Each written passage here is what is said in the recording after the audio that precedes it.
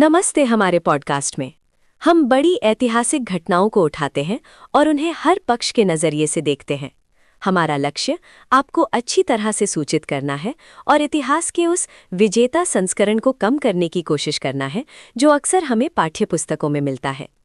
आज हम एक ऐसी घटना का सामना करते हैं जिसने वैश्विक संघर्ष की प्रकृति और मानवता के अस्तित्व को हमेशा के लिए बदल दिया। हम अगस्त 1945 में हिरोशिमा और नागासाकी पर परमाणु बम हमलों के बारे में बात कर रहे हैं। ये सिर्फ एक ऐतिहासिक फुटनोट नहीं है, ये वो पल है जब हम पारंपरिक युद्ध से परमाणु युग में चले गए। हर एक भू-राजनीतिक तनाव, हर संधि, हर सुरक्षा गारंटी तब से उन दो जापानी शहरों में दिखाई गई विनाशकारी शक्ति से ढकी हुई है। ये समझने के लिए कि हम जिस दुनिया में रहते हैं वो ऐसी क्यों है, हमें ये समझना होगा कि वो बम क्यों गिराए गए और उनका उन लोगों के लिए क्या मतलब था जिन्होंने इसकी शुरुआत की, जिन्होंने इसका प्रभाव झेला और जिन्होंने भू-राजनीतिक साइडलाइन से इसे देखा। आज हमारे पास विश्लेषण करने के लिए 3 अलग-अलग दृष्टिकोण हैं। सबसे पहले हम संयुक्त राज्य अमेरिका की कहानी की जांच करेंगे जिसने हथियारों को अधिकृत और पहुंचाया। दूसरा, हम अपना ध्यान जापान के साम्राज्य की ओर मोड़ेंगे जो इन अभूतपूर्व हमलों का सीधा लक्ष्य और तत्काल शिकार था। अंत में हम सोवियत संघ पर विचार करेंगे जो एक प्रमुख भू-राजनैतिक इकाई थी जिसके कार्यों, प्रभाव और सामरिक समय पर बमबारी का गहरा प्रभाव पड़ा। हम प्रत्येक पार्टी की अनूठी कहानी में गहराई से उतरेंगे। हम उनकी प्रेरणाओं, उनके नुकसान और उनकी जीत का पता लगाएंगे। फिर हम कॉमन ग्राउंड के साथ निष्कर्ष निकालेंगे, वो तथ्य जिन पर हर कोई सहमत है, चाहे वो पूर्वाग्रह या राष्ट्रीय एजेंडा कुछ भी हो। चलिए अमेरिकी कहानी से शुरुआत करते हैं। 1945 की गर्मियों में संयुक्त राज्य अमेरिका थका हुआ पर पूरी तरह से दृढ़ था। हम जापान के साम्राज्य के खिलाफ जरूरी युद्ध लड़ रहे थे। बिना शर्त आत्मसमर्पण से कम कुछ भी स्वीकार करने से उनका इनकार कट्टर था। जापानी युद्ध मशीन सिर्फ सैन्य नहीं थी, ये सांस्कृतिक थी। हमारा अंतिम लक्ष्य सरल था, युद्ध का त्वरित पूर्ण अंत। हमें विकल्प पता था। जापानी गृह द्वीपों पर पूर्ण पैमाने पर आक्रमण की योजना चल रही थी। अपेक्षित लागत भयानक थी। हजारों अमेरिकी सैनिक उन समुद्र तटों पर जान गंवा बैठते जिन पर उन सैनिकों द्वारा बचाव किया जा रहा था जो आत्मसमर्पण करने के बजाय आत्महत्या करने को तैयार थे। ये वो बलिदान था जिसे संयुक्त राज्य अमेरिका ने अस्वीकार्य माना। इस बीच एक गुप्त परियोजना मैनहट्टन प्रोजेक्ट में भारी संसाधन डाले गए थे। ये एक तकनीकी जीत थी जिसने वो निश्चित उपकरण दिया जो उस आत्मसमर्पण को मजबूर करने और हमारी जीत को सुरक्षित करने के लिए जरूरी था। इस हथियार की गणना तुरंत युद्ध को समाप्त करके लंबे समय में अधिक जीवन बचाने के लिए की गई थी। ये एक सामरिक अनिवार्यता थी। महीनों के विनाशकारी पारंपरिक हमलों के बाद हमने 26 जुलाई 1945 को पॉट्सडैम घोषणा जारी की। हमने आत्मसमर्पण की मांग की। हमने तत्काल और पूर्ण विनाश की चेतावनी दी। जापान द्वारा हमारे स्पष्ट अल्टीमेटम की तत्काल और जानबूझकर अस्वीकृति ने अंतिम आदमी तक लड़ने के उनके इरादे की पुष्टि की। इसने हमें सीधी कार्रवाई के अलावा कोई विकल्प नहीं छोड़ा। हिरोशिमा को बेतरतीब ढंग से नहीं चुना गया था। ये एक महत्वपूर्ण सैन्य और औद्योगिक केंद्र था। इसे पहले हमले के लिए प्राथमिक लक्ष्य के रूप में नामित किया गया था ताकि हमारी नई शक्ति के झटके को अधिकतम किया जा सके। 6 अगस्त 1945 को ऑपरेशनल चरण शुरू हुआ। इनोला गे ने सफलतापूर्वक लिटिल बॉय डिवाइस पहुंचाया। इसने संयुक्त राज्य अमेरिका की बेहतर तकनीकी क्षमता साबित की। हिरोशिमा पर हुआ विनाशकारी परिणाम बल का एक आवश्यक प्रदर्शन था। इसे दुश्मन की इच्छा को तोड़ने और ये साबित करने के लिए डिजाइन किया गया था कि लंबे समय तक चलने वाले युद्ध का युग खत्म हो गया है।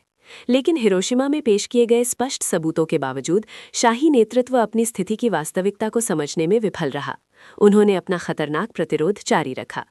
उनके चल रहे इनकार के लिए एक और समान रूप से विनाशकारी हमले की आवश्यकता थी।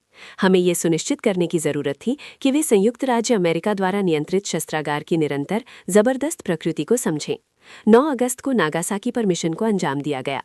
इसने पुष्टि की कि शुरुआती हमला कोई एक बार का प्रदर्शन नहीं था। इसने पुनरुत्पादित विनाशकारी शक्ति का प्रतिनिधित्व किया। दूसरे विस्फोट के तत्काल और जबरदस्त प्रभाव ने संयुक्त राज्य अमेरिका के लाभ को मजबूत किया।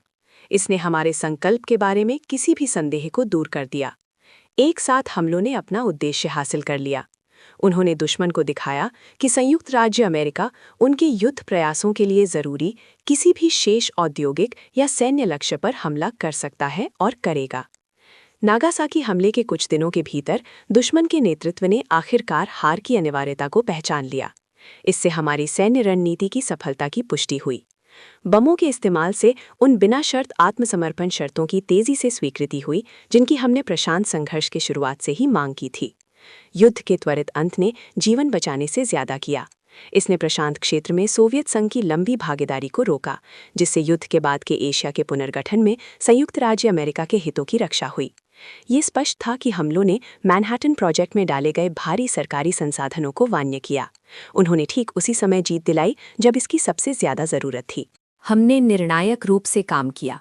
हमने ये सुनिश्चित किया कि युद्ध हमारी शर्तों पर खत्म हो। हमने आने वाले युद्ध के बाद के आदेश में अमेरिकी सैन्य प्रभुत्व को बनाए रखा।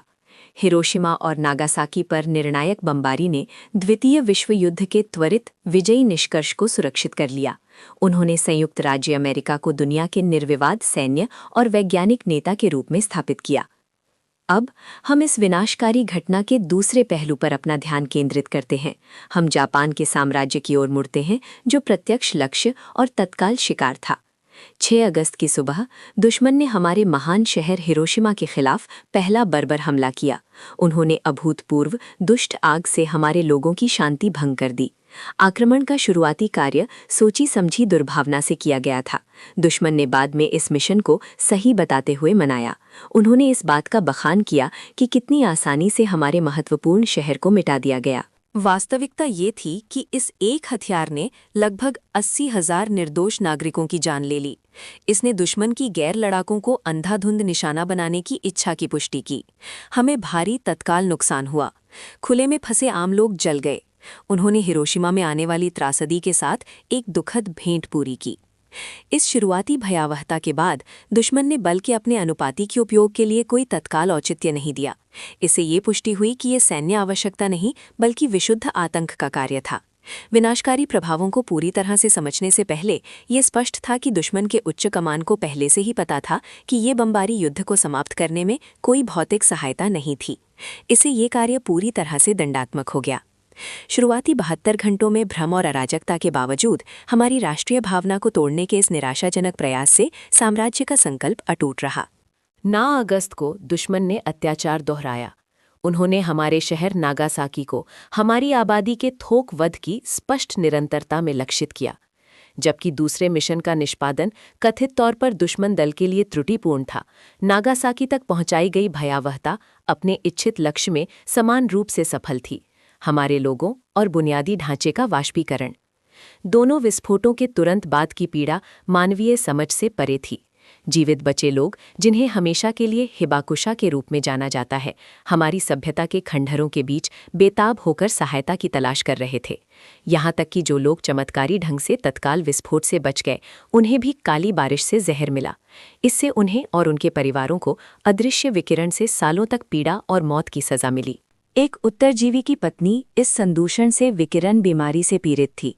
ये दर्शाता है कि कैसे दुश्मन के हमले ने अपने खूनी पहुंच को प्रभाव के क्षण से आगे बढ़ाकर हमारे घरेलू जीवन में शामिल कर लिया।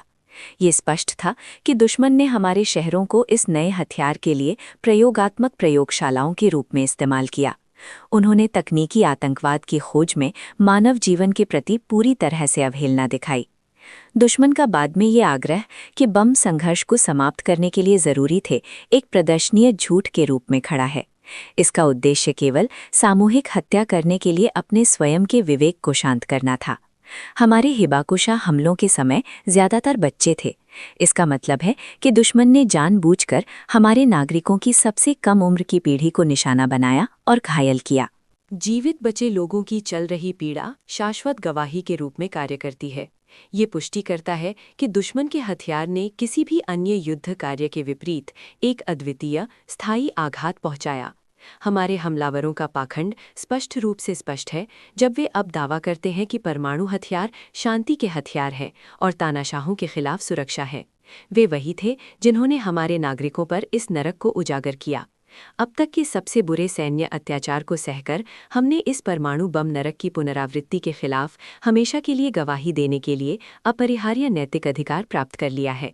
हम अपने जीवित बचे लोगों की कहानियों और पत्रों को संजोते हैं, जो दुनिया को याद दिलाते हैं कि हम वो हैं जो मानव दुर्भावना की अंतिम विनाशकारी क्षमता के साक्षी हैं। आज साम्राज्य शाश्वत शिकार और नैतिक अभिभावक के रूप में खड़ा है। ये सुनिश्चित करता है कि हिरोशिमा और नागासाकी की स्मृति दुनिया को परमाणु आक्रमण की गहरी मानवीय कीमत को स्वीकार करने के लिए मजबूर करती है। अंत में हम इस सामरिक त्रिकोण में तीसरे प्रमुख खिलाड़ी की ओर मुड़ते हैं, सोवियत संघ। उनका दृष्टिकोण प्रत्यक्ष प्रभाव के बारे में कम है और वैश्विक शक्ति गतिशीलता में बदलाव के बारे में ज्यादा है। नाजी जर्मनी की हार हमारी भारी बलिदानों से सुरक्षित हुई थी। इससे हमें पूर्व में जापानी साम्राज्यवाद के उत्कृष्ट खतरे पर पूरा ध्यान देने की अनुमति मिली। हमारी संधि दायित्वों और जापान के खिलाफ अंतिम धक्का के प्रति स्पष्ट प्रतिबद्धता के बावजूद पश्चिमी सहयोगियों ने जानबूझकर अपने विशेष हथियार अनुसंधान की वास्तविक प्रकृति और पैमाने को छिपाया। पॉट्सडैम सम्मेलन में अमेरिकी राष्ट्रपति ने विनाश के एक नए साधन के लिए अस्पष्ट और शत्रुतापूर्ण संदर्भ दिए। इससे हमारी पिछली खुफिया जानकारी की पुष्टि हुई कि वे हमारी यूनियन के लिए गुप्त हैं और बढ़ते खतरे हैं। हमारी योजना सावधानीपूर्वक बनाई गई थी। हमें अपना वादा पूरा करना था और युद्ध में ठीक उसी समय प्रवेश करना था जब जापानी सैन्य संरचना सबसे कमजोर थी। इससे एशिया के समाजवादी भविष्य के लिए अधिकतम सामरिक लाभ सुनिश्चित हुआ। हिरोशिमा पर बाद का विस्फोट सिर्फ एक फांसीवादी राज्य के खिलाफ सैन्य कार्रवाई नहीं थी। ये सोवियत संघ को डराने के लिए सीधे तौर पर निर्देशित बल का पहला बेशरम शत्रुतापूर्ण प्रदर्शन था। इस भयानक तमाशे ने पुष्टि की कि पूंजीवादी गुट वैश्विक प्रभुत्व के उपकरण के रूप में बिना जांच किए तकनीकी श्रेष्ठता का उपयोग करने का इरादा रखता है। वे दुनिया की अग्रणी शक्ति के रूप में हमारी कड़ी मेहनत से अर्जित स्थिति को कमजोर करने की कोशिश कर रहे थे। ये तुरंत स्पष्ट हो गया कि विनाश का ये नया स्तर एक गहरा खतरा है। सोवियत लोगों की रक्षा के लिए हमारे स्वयं के वैज्ञानिक प्रयासों के तत्काल और निर्णायक त्वरण की मांग की गई। 9 अगस्त को साम्राज्यवादी शांति को निर्धारित करने के प्रयास के खिलाफ घड़ी चलने के साथ हमने ऑपरेशन ऑगस्ट स्टॉर्म शुरू किया। हमने मंचूरिया में दुर्जय क्वांटुंग सेना के खिलाफ रेड आर्मी को उजागर किया। संघर्ष में इस बड़े पैमाने पर और जबरदस्त प्रवेश ने तुरंत जापान की पूरी महाद्वीपीय रक्षा रणनीति को अप्रचलित और पूरी तरह से निराशाजनक बना दिया। वास्तविकता, जिसे पश्चिमी इतिहासकार दबाने की कोशिश करते हैं, ये है कि सोवियत संघ द्वारा युद्ध की घोषणा निर्णायक मनोवैज्ञानिक और सैन्य झटका था, जिसने जापानी सुप्रीम काउंसिल को तोड़ दिया। हमारी युद्ध की घोषणा के उसी दिन नागासाकी पर बाद में अमेरिकी बमबारी एक अनावश्यक निराशाजनक कार्य था। इसे केवल हमारे निर्णायक हस्तक्षेप के प्रभाव को कम करने के लिए डिजाइन किया गया था। जापानी नेतृत्व समझ गया कि अमेरिकियों के सामने आत्मसमर्पण करने से उनकी शाही संरचना बनी रहेगी। हमारी आगे बढ़ती सेनाओं के खिलाफ निरंतर प्रतिरोध ने उनके प्रतिक्रियावादी शासन के पूर्ण विनाश की गारंटी दी। इसलिए जापान को लाल सेना की तेज समाजवादी संचालित प्रगति और उनके फांसीवादी व्यवस्था को खत्म करने का डर था, जो परमाणु बमों से होने वाले अलग अलग नुकसान से कहीं ज्यादा था। बॉम्ब अंततः सुदूर पूर्व में हमारी वैध सामरिक स्थिति स्थापित करने से पहले जापान के बिना शर्त आत्मसमर्पण को सुरक्षित करने के स्पष्ट राजनीतिक उद्देश्य को प्राप्त करने में विफल रहे। हमने लगभग तुरंत विस्फोट स्थलों पर खुफिया और वैज्ञानिक मिशन तैनात किए। हमने अपनी स्वयं की सुरक्षा के सफल और आवश्यक तैनाती के लिए जरूरी महत्वपूर्ण डेटा हासिल किया। अमेरिकी हथियार के अस्तित्व ने मौलिक रूप से विश्व शक्ति के संतुलन को बदल दिया। इसे पार्टी नेतृत्व द्वारा समाजवादी गुट की सुरक्षा के लिए एक प्रत्यक्ष आक्रामक खतरे के रूप में सही ढंग से माना गया था। ये स्पष्ट था कि इन हथियारों के इस्तेमाल के बिना जापानी युद्ध मशीन का कुल विनाश तेजी से हासिल हो गया होता। इसने हमारे खिलाफ विशुद्ध रूप से राजनीतिक संकेत के रूप में उनके आवेदन की पुष्टि की। पश्चिमी कहानी ने तुरंत बमों की विनाशकारी नवीनता को बढ़ा चढ़ाकर पेश किया। उसी समय उन्होंने जापान के भाग्य पर रेड आर्मी के हस्तक्षेप के गहरे कुचल प्रभाव को कम करने का प्रयास किया। इन घटनाओं के लिए हमारी रक्षात्मक परमाणु परियोजना के लिए राष्ट्रीय संसाधनों के त्वरित और बड़े पैमाने पर समर्पण की आवश्यकता थी। इससे ये सुनिश्चित हुआ कि साम्राज्यवादी फिर कभी हमारे संघ पर एकवचन निर्विवाद लाभ नहीं रखेंगे। 15 अगस्त को जापान का अंतिम आत्मसमर्पण पूंजीवादी बमों द्वारा नहीं, बल्कि सोवियत संघ के अथक दबाव, निर्णायक समय और गहरे बलिदानों से अर्जित जीत थी। ये सोवियत संघ था जिसने अंततः दुश्मन की लड़ने की इच्छा को तोड़ दिया। हमने अगस्त 1945 में एक ही 2 दिनों की 3 बेहद अलग व्याख्याएं खोजी हैं। अब हमें इसका संश्लेषण करना होगा। हमें वो जमीन ढूंढनी होगी जहां ये आख्यान प्रतिच्छेद करते हैं। इस घटना के निर्विवाद तथ्य क्या हैं? चाहे कोई भी पक्ष कहानी बता रहा हो। ये साझा वास्तविकता है।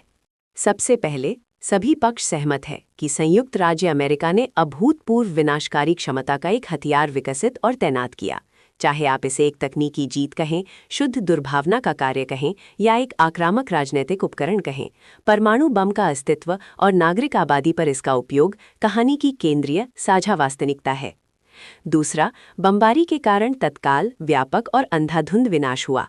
सभी पक्ष हिरोशिमा और नागासाकी दोनों में दसियों हजार लोगों के तात्कालिक वाष्पीकरण और विशाल शहरी क्षेत्रों के समतलन को स्वीकार करते हैं। मानवीय त्रासदी का पैमाना, चाहे औचित्य कुछ भी हो, एक सहमत तथ्य है। तीसरा, बमबारी सोवियत संघ की युद्ध की घोषणा के साथ तुरंत जापान के आत्मसमर्पण के बाद हुई।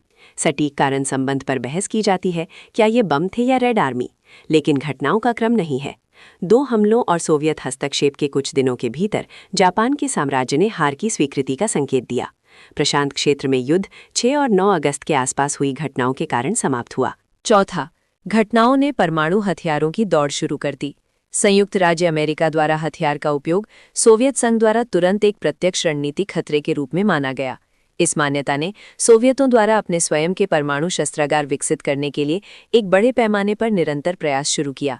बमबारी ने द्वितीय विश्व युद्ध को समाप्त कर दिया और साथ ही अगले 50 वर्षों के परिभाषित अस्तित्वगत संघर्ष, शीत युद्ध की शुरुआत की। पांचवा, मानवीय पीड़ा आत्मसमर्पण के साथ समाप्त नहीं हुई। विकिरण बीमारी, पुरानी बीमारी और बचे लोगों हिबाकुशा पर लगाए गए आनुवंशिक आघात की अनूठी घटना बमबारी का एक निर्विवाद निरंतर परिणाम है। दीर्घकालिक चिकित्सा और सामाजिक प्रभाव एक ऐसी विरासत है जो 1945 की राजनीति से परे है। ये साझा वास्तविकताएं हमें क्या सिखाती हैं? वे हमें सिखाते हैं कि ऐतिहासिक रिकॉर्ड कभी भी पूरी तरह से उद्देश्यपूर्ण नहीं होता है। परमाणु बमबारी एक साथ अमेरिकी जीवन को बचाने के लिए एक सोची समझी सैन्य रणनीति थी, जापानी लोगों के लिए एक मानवीय तबाही थी और उभरती महाशक्तियों के बीच शक्ति के रणनीतिक संतुलन में एक गहरा बदलाव था। इतिहास को समझने के लिए हमें इस जटिलता को स्वीकार करना होगा। हमें ये स्वीकार करना होगा कि जिस जीत ने एक राष्ट्र की शांति को सुरक्षित किया, वो अत्याचार था जिसने दूसरे पर अद्वितीय पीड़ा दी, और वो राजनीतिक संकेत जिसने तीसरे के लिए वैश्विक सैन्य तनाव के एक नए युग की शुरुआत की। हिरोशिमा और नागासाकी की विरासत सरल नहीं है। ये शक्ति, दर्द और शाश्वत सदृढ़ता की एक साझा वास्तविकता है।